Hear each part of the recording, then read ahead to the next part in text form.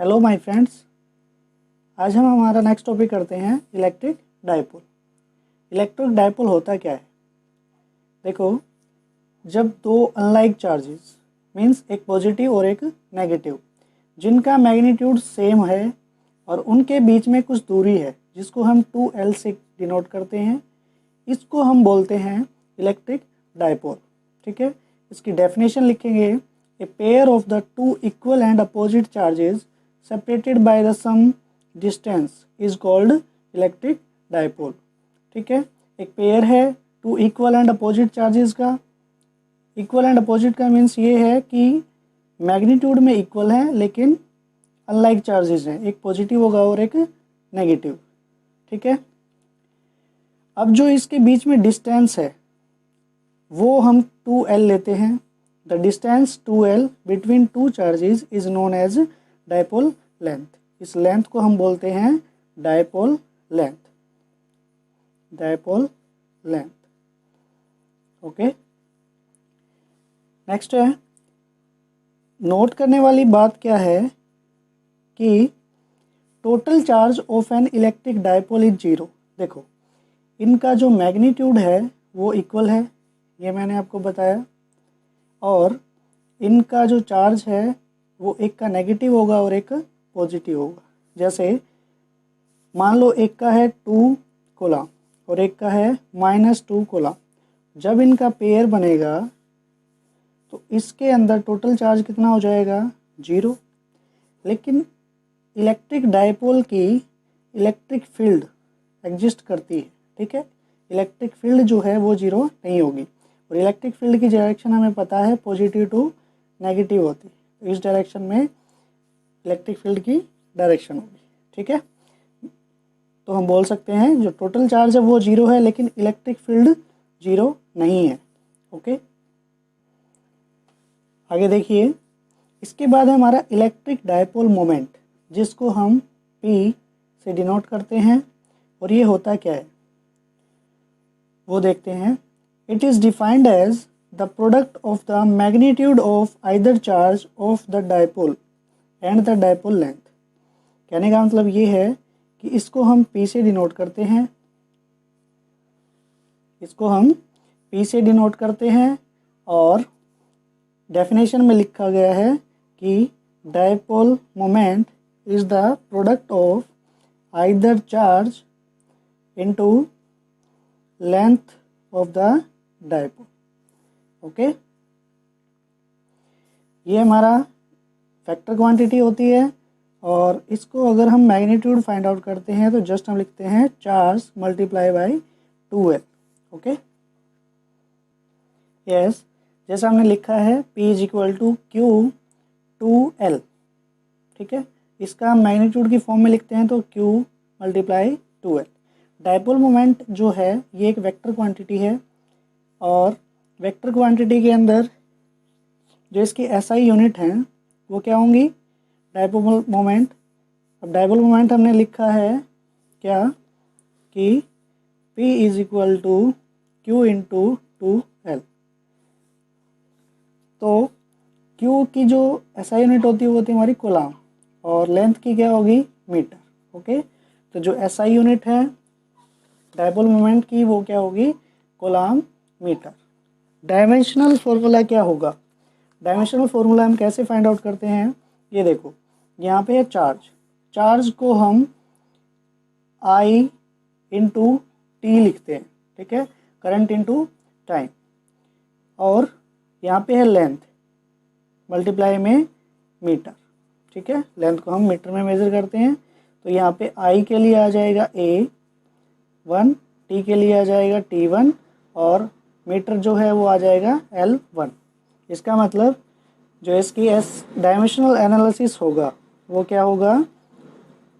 M0 L1 T1 A1। ठीक है, तो ये इसके डायमेंशनल फॉर्मूला हो जाएगा। ठीक है, अब देखिए, डाइपोल की वजह से जो इलेक्ट्रिक फील्ड लाइन किस प्रकार से अरेंज होती है वो देखो। अब यहाँ पे है पॉजिटिव चार्ज और यहाँ पे है नेगेटिव चार्ज। अब जो इलेक्ट्रिक फील्ड होती है वो होती है हमारी पॉजिटिव टू नेगेटिव चार्ज। तो जो इलेक्ट्रिक फील्ड की जो डायरेक्शन है वो हमारी प्लस क्यू से माइनस क्यू की तरफ होगी। ठीक है, मीन्स प्लस क्यू से इलेक्ट्रिक फील्ड लाइंस निकलती हैं, ओरिजिनेट होती हैं और माइनस क्यू के ऊपर एंड होती है। ओके, अब जैसा कि हमें पता है कि जो हमारा डायपोल मोमेंट होता है वो एक वेक्टर क्वांटिटी है। ओके, अगर एक वेक्टर क्वांटिटी है तो उसके पास क्या होगी, सबसे पहले तो मैग्नीट्यूड होगा और मैग्नीट्यूड के साथ साथ क्या होगा, डायरेक्शन होगा। तो ये ध्यान में रखना कि जो हमारी इलेक्ट्रिक फील्ड की जो डायरेक्शन होती है वो हमेशा पॉजिटिव टू नेगेटिव होती है। ठीक है, इस प्रकार से हम डिनोट करते हैं। लेकिन जो हमारे डायपोल मोमेंट की डायरेक्शन होती है वो हमेशा नेगेटिव टू पॉजिटिव चार्ज होती है। ठीक है, तो ये हमारी होगी डायपोल मोमेंट की डायरेक्शन। ओके, अब हम डायपोल मोमेंट से रिलेटेड कुछ एक एग्जांपल करते हैं, कुछ एक प्रॉब्लम करते हैं। तो क्वेश्चन क्या है, in hydrogen atom the proton and electron are separated by a distance 5.29 into 10 raised to power minus 11 meter. Find dipole moment of this atom. Dipole moment हमें फाइंड आउट करना है। कहने का मतलब ये है कि एक हाइड्रोजन एटम है और इसके हमें पता है कि एक इलेक्ट्रॉन होता है। तो यहाँ पे है प्रोटॉन और यहाँ पे है इलेक्ट्रॉन। अब यहाँ पे देखो ये पॉजिटिव चार्ज है और इसकी कुछ दूरी के ऊपर एक नेगेटिव चार्ज है। तो यहाँ पे एक और यहाँ पे एक कपल बन जाता है, मीन्स एक क्या बन जाता है, पेयर बन जाता है पॉजिटिव और नेगेटिव चार्ज का। देखो हमारे जो डायपोल की कंडीशन क्या है, डायपोल की कंडीशन क्या है कि दोनों अनलाइक चार्जेस होने चाहिए। ठीक है, और दोनों का चार्ज का जो मैग्नीट्यूड है वो भी क्या होना चाहिए, इक्वल होना चाहिए। ठीक है, Q1 और Q2 जो है वो इक्वल होना चाहिए। अब देखो प्रोटॉन के पास जो चार्ज होता है वो कितना होता है, प्रोटॉन के पास जो चार्ज होता है 1.6 into 10 raised to power minus 90, और जो इलेक्ट्रॉन के पास चार्ज होता है वो होता है 1.6 into 10 raised to power minus 90। ये नेगेटिव होता है और ये पॉजिटिव होता है। देखो चार्ज का जो मैग्नीट्यूड है वो दोनों का इक्वल है, दोनों अनलाइक चार्जेस हैं, तो ये क्या बनाते हैं, एक डायपोल बनाते हैं। ठीक है, और इसका हमें क्या करना है, फाइंड आउट डायपोल मोमेंट, जिसका फॉर्मूला होता है हमारे पास Q इंटू 2L। ओके, इसका मैग्नीट्यूड निकालेंगे हम, जो Q मल्टीप्लाई 2L से हम नॉर्मल निकाल सकते हैं। ठीक है, तो डायपोल मोमेंट के अंदर चार्ज हम कोई भी ले सकते हैं, आइदर चार्ज, इन दोनों में से कोई भी चार्ज ले सकते हैं। तो हमने लिया, अब मैग्नीट्यूड है तो चाहे नेगेटिव वाला ले लो या पॉजिटिव वाला, दोनों पॉजिटिव ही होने हैं। Okay, P is equal to Q की वैल्यू हमारे पास क्या है 1.6 into 10 raised to power minus 90 into 2L की वैल्यू हमें क्या गिवन है, 5.29 into 10 raised to power minus 11, 5.29 into 10 raised to power minus 11 metre. Okay, ये कंप्लीट 2L की वैल्यू है, L की वैल्यू नहीं है, 2L की वैल्यू है। 2L क्या हमारा, distance between two equal and opposite charges. अब देखो ये हमारा है Q, यहाँ पे हमने Q की वैल्यू रख दी। 2L की वैल्यू क्या है 5.29 into 10 raised to power minus 11। ठीक है, इनको जब हम मल्टीप्लाई करते हैं, देखो 1.6 और 5.29 इन दोनों को जब हम मल्टीप्लाई करेंगे तो हमारे पास आएगा 8.464 into 10 raised to power minus 19 minus 11, ये हो जाएगा -30। जो है डायपोल मोमेंट, इसकी जो यूनिट होती है वो होती है हमारे पास कूलम मीटर। तो ये हमारा आंसर आ जाएगा। ओके, ये हमारा आंसर हो गया। नेक्स्ट क्वेश्चन देखिए, नेक्स्ट क्वेश्चन क्या है हमारा, electric dipole consisting a pair of equal and opposite charges each of magnitude 5 microcoulomb has dipole moment equal to 5.0 into 10 raised to power minus 7 coulomb meter. Find length of the dipole। मतलब एक हमारे पास dipole है जिसके charge जो हैं वो 5 micro coulomb है each, हर एक का जो चार्ज है वो 5 माइक्रो कूलम है। और जो डायपोल मोमेंट है उसकी वैल्यू अब गिवन है हमें, और हमें निकालना क्या है, लेंथ निकालनी है। ओके, तो डायपोल मोमेंट की वैल्यू जो हमारी है 5.0 इंटू 10⁻⁷। आइए इसको करते हैं।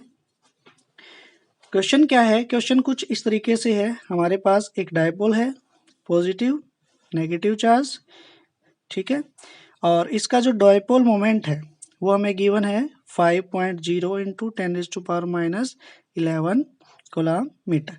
इसकी जो डायरेक्शन है वो हमेशा कहाँ होती है, नेगेटिव टू पॉजिटिव। ओके, अब इन दोनों का जो चार्ज है वो कितना है, 5 माइक्रो कूलम। 5 माइक्रो कूलम है, लेकिन कूलम में बदलने के लिए हम क्या करते हैं, 5 इंटू 10⁻⁻6 कूलम। ओके, दोनों का चार्ज यही है। ओके, तो हमारे पास फॉर्मूला क्या है, P is equal to Q multiply 2L। Okay, अब P की वैल्यू हमारे पास है कितनी, 5.0 इंटू 10⁻11 कूलम मीटर।